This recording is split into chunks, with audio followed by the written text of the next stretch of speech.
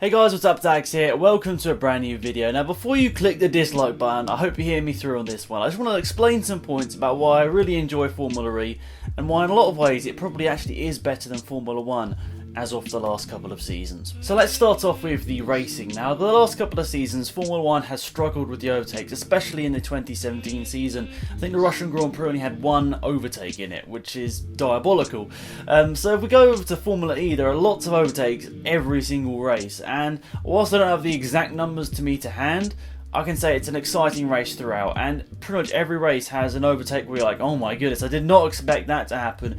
And people in Formula E, they seem to be pretty crazy. I mean, drivers, they seem to be a little bit crazy on the brakes sometimes. They go for overtakes you never thought would happen. I think that's part of the reason why I love it, the unpredictability. That's something about Formula 1 we don't have as much anymore, where only one of two, maybe three teams can win a race. And in Formula E, you've got so many great drivers, so many incredibly talented drivers who may not have the budget to race in Formula 1, but incredibly talented, who got into Formula E and they're just showing how incredible they are. So yeah, going back to that previous point as well, any driver could win on any said occasion. I think that's just something that's amazing about the series. Unlike Formula 1, where of course it's not as much of a spec series, but in Formula E, it's sort of a spec series. They all sort of develop their own parts and all that, but it's still pretty damn close. Of course, certain teams will be, on certain races will be ahead of others, but in general, you'll have 5 and 6, 7, maybe 8 different teams in the top 10 on many different occasions, which makes it exciting. Like, a lot of the cars are so close. Of course, on certain weekends you might have one that is out front by a mile. I mean, Mahindra looked like the team to beat this year, or maybe just Felix Rosenquist. He's been incredible this season. But yeah, what I'm trying to say basically is there are so many different drivers out there that could win races. They've had a great pedigree, whether that be in GTs and lower formulas, even Formula 1. We've had drivers that come back to Formula E. I mean, there are so many fantastic drivers in this series. I mean, a lot of people might think, oh, they're just the F1 rejects, but that is so far from the truth. They are incredibly talented drivers, and a lot of these drivers would be in Formula 1 if they'd had the budget of some of the people that have got to Formula 1. So I think you've got to just take away that rubbish. That's just complete rubbish from people saying they're just F1 rejects. There are so many talented drivers in this series, and there are loads of other drivers that could be racing in this series as well, but there's just not enough cars to go around. But yeah, an incredible series in terms of the drivers. The lineup is absolutely stellar. I think many of those drivers could jump into a Formula 1 car and be very competitive straight away. Now we've got to mention the Gen 2 cars, and they were launched actually a couple of days ago. I'll try and put some video on the screen right now. I'm probably just going to nab it off the Formula E YouTube channel, so hopefully they don't give me a strike, but fingers crossed. But I think personally I quite like it. I mean, I know it's a bit of a mixed one. Some people love it, some people hate it. I think I do like it. I mean, it's slightly strange they've gone to a bit more of a closed sort of closed wheels. That's weird. I mean, obviously open-wheeled is what we see is the majority of open-wheeled races are open-wheeled cars. But yeah, it's weird. Even though I don't know if it's technically still going to be classed as a single-seater open-wheel series, I guess it's technically not because the wheels are covered now. But it looks a lot more like a sort of a prototype car. Obviously, you'd have seen the video on the screen by now. But they do look much more like a prototype sort of Le Mans car than a Formula 1 car right now. Which obviously the Formula E car, whilst they didn't look exactly like a Formula 1 car, they sort of followed that same style that every other single-seater did. But it's a new direction, a really new direction here for Formula E. I'm excited for it. Looks like less downforce on these cars. I mean, there's not really much of a wing at all on the back of these cars, so I'm really excited. Formula E, I think this is a positive, good step, and I'm looking forward to it. I'm hopefully going to go to some races towards the end of this season as well.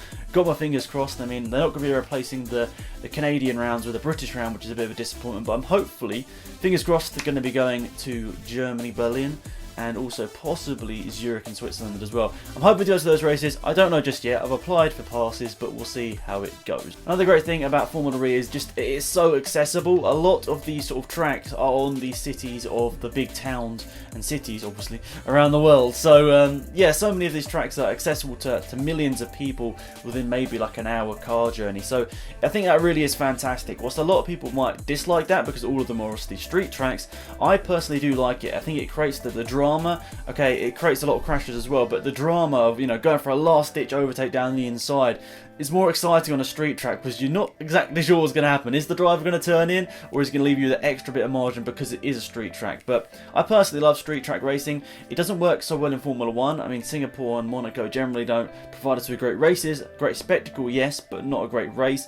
But in Formula E, as the cars are a little bit slower, which I don't personally mind, I think that it is really, really nice to see that close racing. People going for these overtakes because they're not afraid to, and at the same time they know they're not going to, well, they're still going to be doing a lot of pounds worth of damage if they destroy their car, but it's not going to be to the extent of Formula 1. So I think in that aspect maybe they do go for overtakes a little bit more. So yeah, street tracks, Formula E, I think it works really well, and as I said, it's accessible to loads of people, and it's trying to prove that you can have fun and you can do that cleanly, which is sort of the point of Formula E really, is these new technologies coming to the fore, coming to the front, and just showing how exciting it can be. And I think over the last couple of seasons of Formula E, it's just been great. So many great overtakes. Every year's been a great battle, down to the last weekend. I mean, in a lot of ways, you couldn't ask for a better series. Of course, there are obviously downsides as well. A lot of people don't like the sound of the cars. Obviously, there's not really any engine noise because it's an electric motor.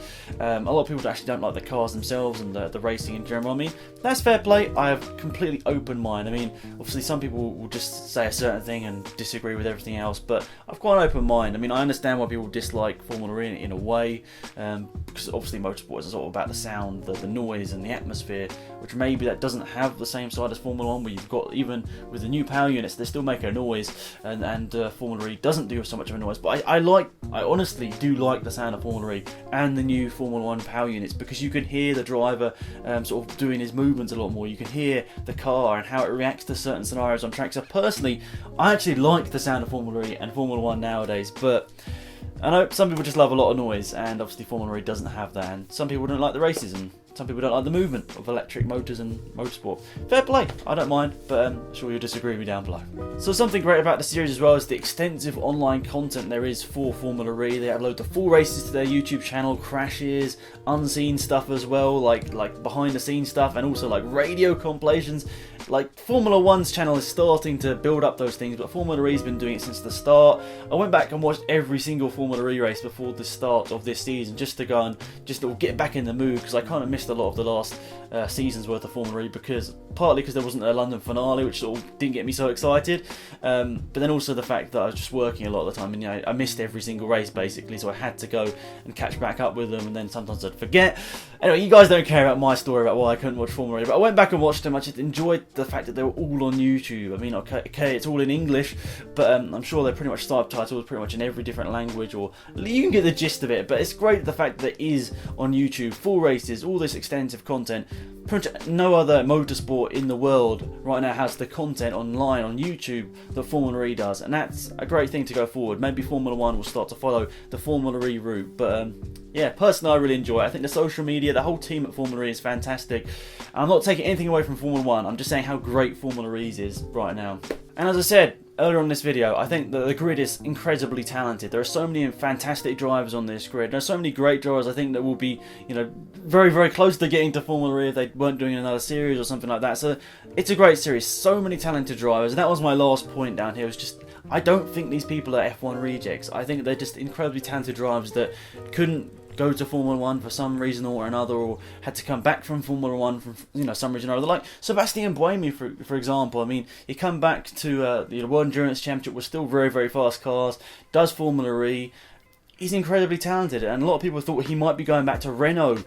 So yeah, I think a lot of these drivers on the grid could step into a Formula 1 car, could be competitive, but yeah, some people obviously will disagree with that as well. I mean, a lot of people will disagree with anything, but yeah, these are just a couple of reasons why I think Formula E could be better than Formula 1. It's more of a question, the title of this video down below. It's more of a question, not a statement. So hopefully you can just get a bit of a discussion going in the comment section down below. Hopefully don't hate me too much for just making a video with my opinion. And yeah, thanks for watching, guys. Have a great day, and I'll see you all around soon. Goodbye. Please don't help me too much in the comment section. I get enough of it as it is. See ya. Find yourself in a journey, we learning to carry us. Just a man knowing that there's something bigger than us. When the West come before me and the things in the way, life is never the same. Discover the unexplained was strange. Speak of it all and know I'm all in. Experience the sounds, let the story begin.